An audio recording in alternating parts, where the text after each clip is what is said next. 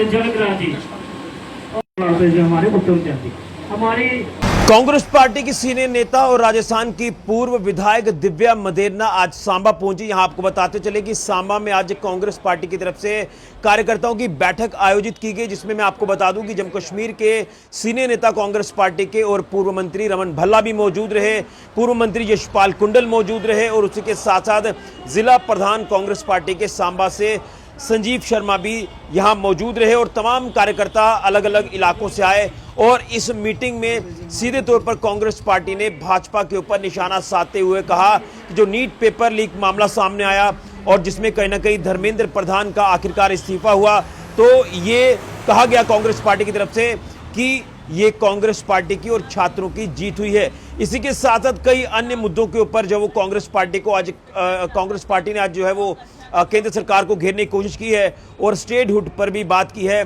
जिसमें यह कहा गया कि स्टेटहुड जम्मू कश्मीर को जल्द वापस मिलना चाहिए और ये कांग्रेस पार्टी की मुहिम आगे भी लगातार तेजी से आगे बढ़ेगी।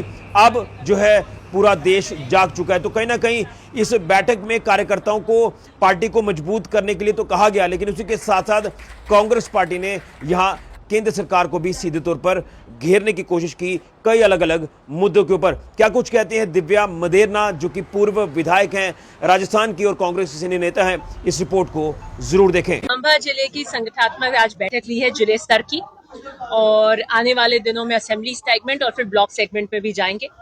जैसे कि आप जानते हैं आदरणीय राहुल गांधी जी ने SSA 1 संगठन सर्जन अभियान के तहत जिला अध्यक्ष नियुक्त किए हैं और यहाँ पे भी आपके संजीव शर्मा जी नियुक्त हुए हैं उस प्रक्रिया के अधीन। अब संगठन सर्जन ब्लॉक अभियान की भी शुरुआत हो गई है, जो भी प्रक्रियाधीन है।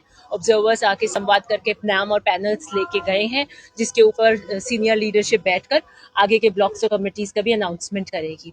हम चाहते हैं कि हम अंतिम छोर पे बैठे हुए व्यक्ति और कांग्रेस के कार्यकर्ता से संवाद स्थापित करें, जनता की भावना और मुद्दों के अनुरूप हम कांग्रेस की लीडरशिप के अनुरूप काम कर रहे हैं, ताकि आने वाले दिनों के अंदर सांबा के अंदर हम बहुत सशक्त कांग्रेस का प्रदर्शन कर सकें। मुझे लगता है कि कांग्रेस के लीडर आदरणीय राहुल गांधी जी ने इस मुद्दे को सबसे पहले उठाते हुए 17 जून को कांग्रेस को यह आह्वान किया था कि हम देशव्यापी छात्रों की गूंज कार्यक्रम का आह्वान करते हैं।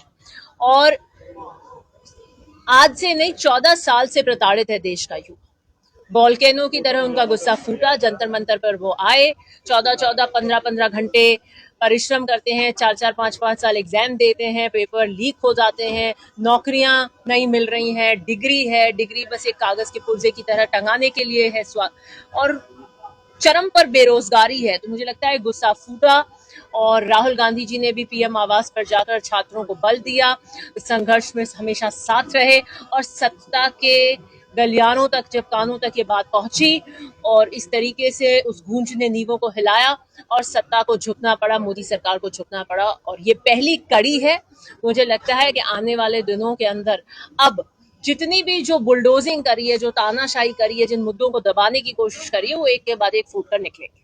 मुझे लगता है जो तानाशाही की जो सरकार थी, जो बुलडोजिंग करना चाहती थी, हर आवाज को दबा देना चाहती थी, उन सबको आईना दिखाने का काम किया है। और यहाँ पर मुझे नहीं पता सिक्योरिटी पर्सनल्स के लिए मैं ये कहना चाहती हूँ कि उनको आदेश किसने दिए कि वो बच्चे जो शांतिपूर्ण तरीके से वहां पर अपना प्रदर्शन कर रहे थे, उन पे पैलेट गन्स किसने खोली, कीलों से लगी लाठी लगाकर खोपड़ियां किसने खोली, उनका खून क्यों बहाए? क्या आज इस देश के अंदर अपने हक और भविष्य के लिए शांतिपूर्ण कोई बात रखना गुनाह हो गया है?